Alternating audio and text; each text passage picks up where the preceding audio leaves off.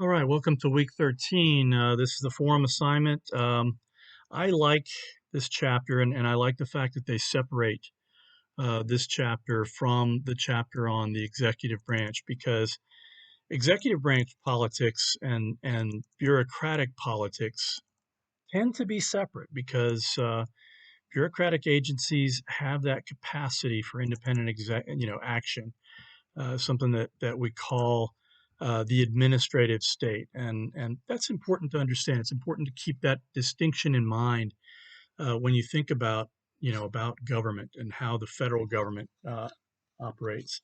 So we want you to be able to describe the roles of bureaucrats and bureaucracies. We want you to be able to explain civil service hiring, political appointments, and the use of federal contracting.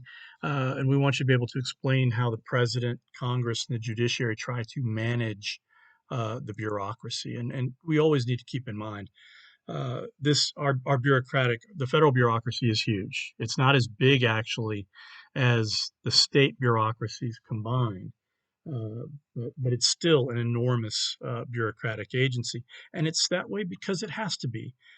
We are one of the largest countries in the world in terms of population. We are one of the largest countries in the world in terms of geography, of geographic size.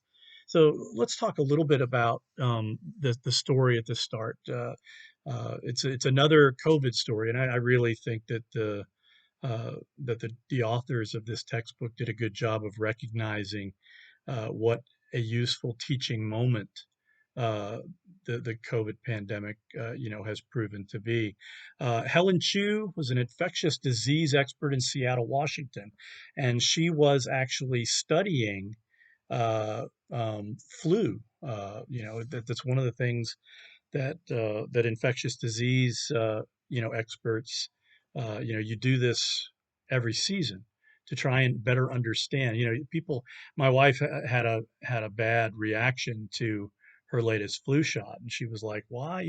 I've never had a bad reaction before." And I tried to explain to her, honey, that there are dozens of different strains of flu, and the people that at the CDC every year try to estimate which ones are the ones most likely to prove dominant in that flu season. And so, it may be, that they put together a flu vaccine that she hadn't had in her arm in 20 years. And of course, over time we change.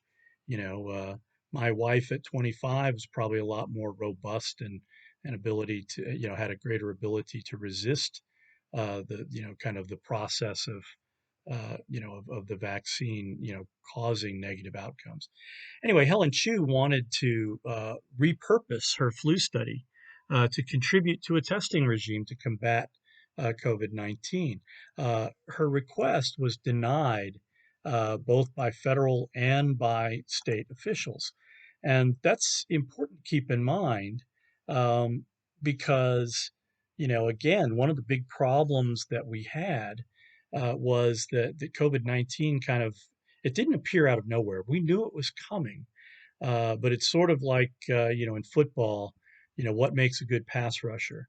It's the suddenness. 1 minute they're over there on the wing, the next minute they're in the quarterback's face, and that's sort of the impact that COVID-19 had.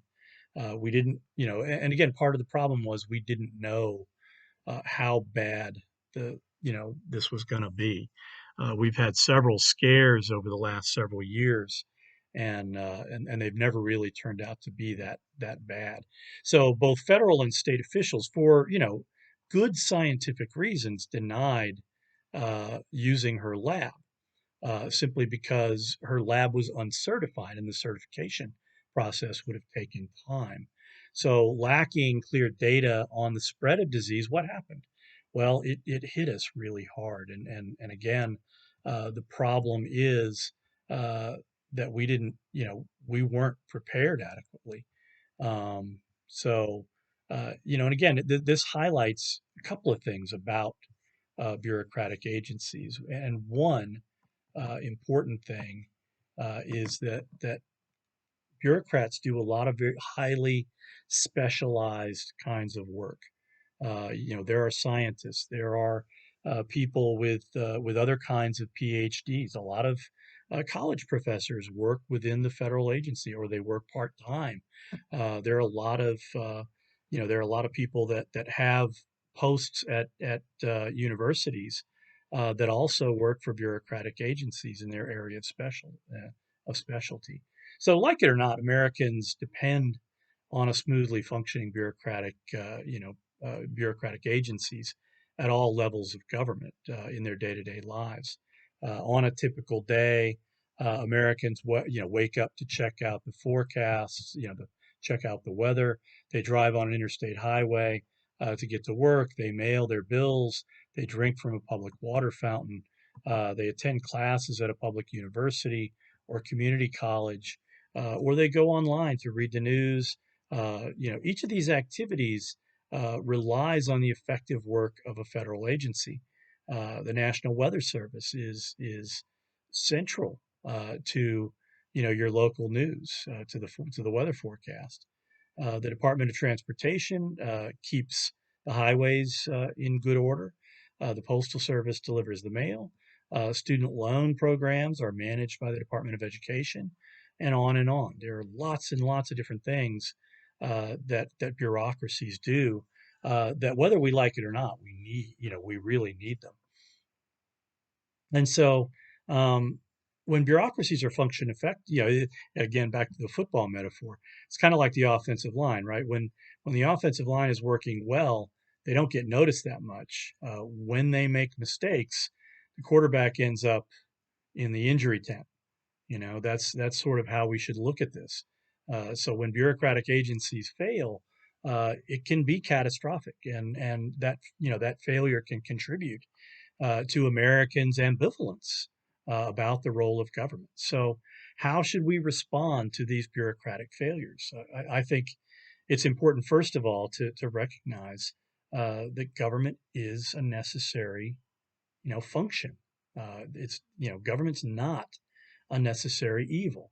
It is something that we do collectively that helps make our lives more manageable, and I think we should always keep that in mind. So, as you read through this chapter and you look at this material, first and foremost, recognize that every bureaucratic agency that you don't like and you would like to get rid of exists because it has a constituency, exists because people recognized a need for it and created it. And so, again, with this chapter, as with everything else, if you come across something that you don't understand, something that you would like more information on, please feel free to respond in the forum. That's what the forum really is for you guys to ask questions. And I hope you'll do that. And I hope we have a great week this week.